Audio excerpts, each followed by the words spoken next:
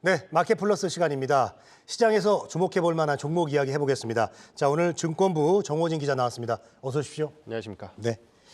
자, 정 기자, 오늘은 어떤 기업하고 관련된 소식 갖고 오셨어요? 최근 국내 증시에 입성한 기업입니다. 이 4D 이미징 레이더를 개발하고 있는 스마트 레이더 시스템과 관련한 제가 취재한 내용들 소개 한번 해드리겠습니다. 네. 자, 스마트 레이더 시스템이 이제 딱 2주 전이었죠. 지지난주 화요일에 코스닥에 상장한 그런 기업인데 이야기 들어보겠습니다. 네, 이 스마트 레이더 시스템이 상장 당시에 공모가 8,000원에 거래를 시작했습니다. 밴드 상단을 초과한 금액이었는데요. 오늘도 장 초반에 강세를 이어가다가 지금은 조금 빠진 모습입니다.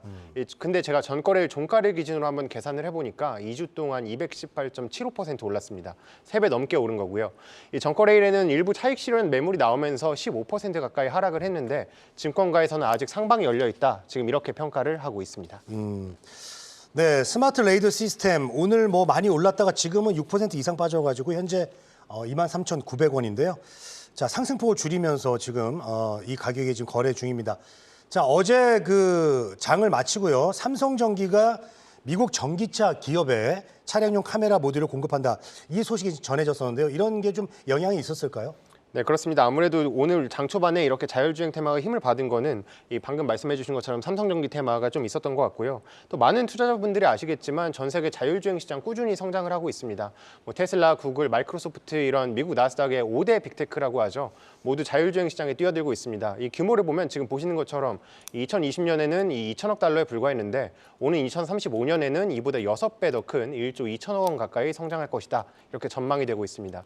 이 가운데 스마트 레이더 시스템은 이 이름처럼 레이더를 개발하면서 이 자율주행에 필요한 눈을 만들고 있다. 이렇게 이해하시면 되겠습니다. 네.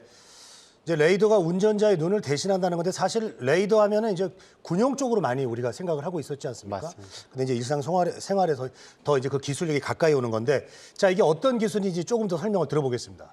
네, 이 스마트 레이더 시스템은 4D 이미징 레이더에 대한 원천 기술을 확보하고 있는데요. 이 기존 레이더 같은 경우에는 거리, 속도 그리고 수평 각도까지 측정이 가능합니다. 근데 4D 레이더는 이 보시는 것처럼 물체 높이까지 측정이 가능하고요. 또 자율주행 차량에 이 라이다라는 이 센서가 사용되고 있는데 이것보다 가격도 저렴하고 악천 후에 잘 대응할 수 있다. 이런 장점이 있습니다. 왜냐하면 이 라이다 같은 경우에는 레이저빔처럼 발사하고 이 돌아오는 반사 시간으로 정보를 수집합니다. 때문에 뭐 비가 눈이 내리면은 이렇게 레이저가 다시 안 돌아오니까 성능이 조금 떨어질 수밖에 없는데 이 4D 레이더는 이게 가능하다 이렇게 보시면 되겠습니다. 또 이 업계에서는 내년까지는 이 기존 레이더나 4D 레이더의 시장 점유율이 유사하지만 2025년부터는 기존 레이더의 점유율을 4D 레이더가 넘어설 것이다 이렇게 내다보고 있습니다. 네. 자, 이 기술력에 대해서 좀 얘기를 들어봤는데 자, 그런데요. 이 레이더 시스템 같은 경우 이제 자율주행뿐만 아니라 산업 전반에 걸쳐서 앞으로 활용이 될 수 있다고요. 네, 맞습니다. 방금 말씀해 주신 것처럼 방산도 있고 모빌리티도 있고 굉장히 다양한데 네. 저도 사실 취재 전까지는 잘 몰랐는데요. 생각보다 다양한 분야에서 이 레이더 기술이 활용이 되고 있었습니다. 자, 이 스마트 레이더 시스템은 지금 산업, 스마트 시티, 뭐 헬스케어 분야까지 이 사업을 확장하고 있는데요. 뭐 예를 들어 보면 공공시설 화장실에 뭐 사람이 있는지, 뭐 병원에서 갑자기 환자가 밤에 쓰러졌는지 이런 것들을 확인할 수 있는 겁니다. 자, 이 생각해 보면 화장실에 카메라를 달기 좀 그렇잖아요. 그리고 또 뭐 밤에 갑자기 카메라가 제대로 작동하기 어려울 수도 있고요. 이런 부분들을 레이더가 보완해 줄 수 있다 이렇게 보시면 되겠습니다.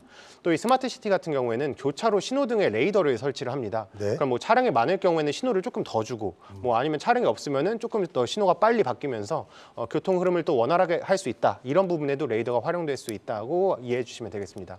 또 이 부분 관련 매출도 꾸준히 나오고 있습니다. 자, 이 스마트 레이더 시스템 오는 2025년까지 지금 뭐 비모빌리티 사업의 매출을 전체 40%까지 끌어올리겠다 이렇게 밝혔습니다. 네. 자, 모빌리티, 비모빌리티 이제 골고루 이렇게 활용이 되겠다는 얘기인데 전체의 40%까지 끌어올리겠다. 그러니까 이제 그 기술의 범용성이 굉장히 크다고 볼 수가 있겠는데요. 네. 자, 끝으로 오늘 얘기해 주신 이 스마트 레이더 시스템 실적도 좀 한번 알아보겠습니다. 네, 실적 같은 경우는 지난해부터 한번 살펴보겠습니다. 아무래도 영업 적자를 이어가고 있습니다. 이 신고한 증권 신고서를 보면 올해는 적자폭을 조금 줄이긴 했습니다. 근데 아직도 23억 원대 적자를 낼 것으로 예상되고 있는데요.